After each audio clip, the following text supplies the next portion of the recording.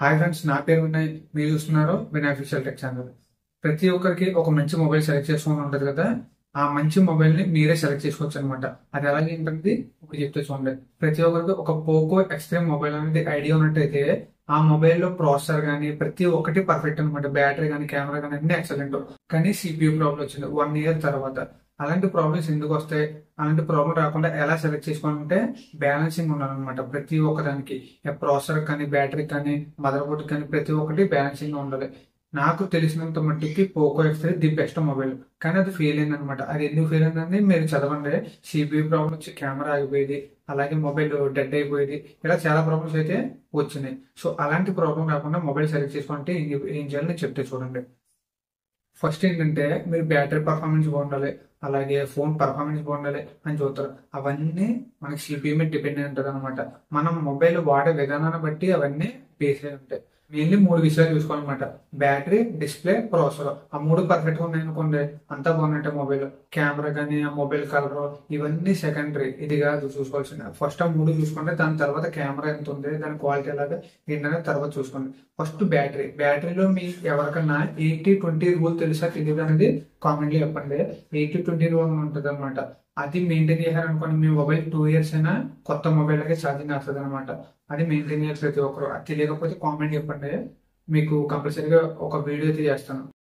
Battery అనేది 5000 enough అనమాట. 5000 ఉంటే బెటర్. ఇంకా ఎక్కువ ఉన్నా కూడా 6000 ఉన్నా కూడా ఇంకా ఎక్సలెంట్ అనమాట. నెక్స్ట్ ఏంటంటే డిస్ప్లే. ప్రతి ఒక్కరు LED డిస్ప్లే కోరుకుంటారు. ప్రతి ఒక్కరికి LED డిస్ప్లే అసలు అవసరం లేదు. ఎందుకంటే మీరు బయట ఎక్కువ వర్క్ చేస్తారనుకోండి, LED తీసుకోండి. లోపల ఎక్కువ ఉంటారు అనుకోండి, అంటే ఆఫీస్ పర్పస్, ఇంట్లో ఎక్కువ ఉంటాను అనుకుంటే కనుక LCD డిస్ప్లే తీసుకోండి. LCD వల్ల మనకి చాలా లాభాలు ఉంటాయి అనమాట. అంటే ఛార్జింగ్ ఎక్కువ అవ్వదు, ప్లస్ డిస్ప్లే మెయింటెనెన్స్ కూడా తక్కువ ఉంటుంది. మీకు ఎప్పుడైనా LED డిస్ప్లే పోయిందనుకోండి, LCD డిస్ప్లే 2 వచ్చే కాస్ట్ కి LED డిస్ప్లే వస్తుంది అనమాట. అంటే కాస్ట్ పరంగా ఎక్కువ ఉంటుంది, ఛార్జింగ్ కూడా ఎక్కువ లాగేస్తుంది. సో మీరు LED LCD అనేది మీ వర్క్ ని బట్టి సెలెక్ట్ చేసుకోండి. నెక్స్ట్ ప్రాసెసర్ అనమాట. ప్రాసెసర్ అనేది చాలా ఇంపార్టెంట్. మీరు ప్రాసెసర్ సెలెక్ట్ చేసుకునే ముందు ఆ ఫోన్ కి ఏ PMIC వాడుతున్నారో, అంటే పవర్ మేనేజ్మెంట్ అయితే ఉంటుంది అనమాట.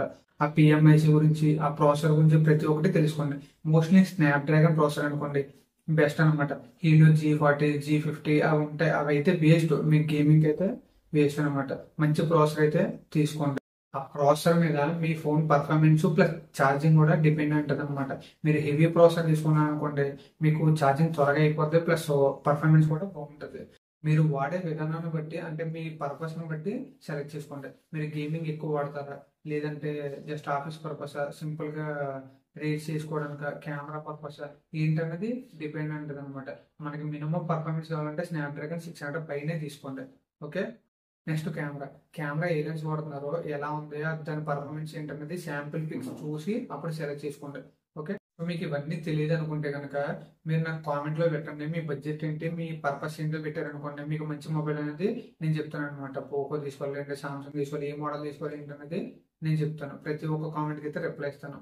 అలాగే మీ ఈ వీడియో ద్వారా ఏ విషయం నేర్చుకున్నా కూడా లైక్ చేయండి, లేదంటే కనుక డిస్లైక్ చేయండి. ఎవరికైనా హెల్ప్ అవుతుంది అనుకుంటే షేర్ చేయండి. అలాగే మీకు ఏ డౌట్స్ ఉన్నా కూడా కామెంట్ చేయండి. సబ్స్క్రైబ్ చేయడం మాత్రం మర్చిపోద్దు, ఎందుకంటే మంచి కంటెంట్ అయితే వస్తుంది అనమాట. Thanks for watching. బాయ్.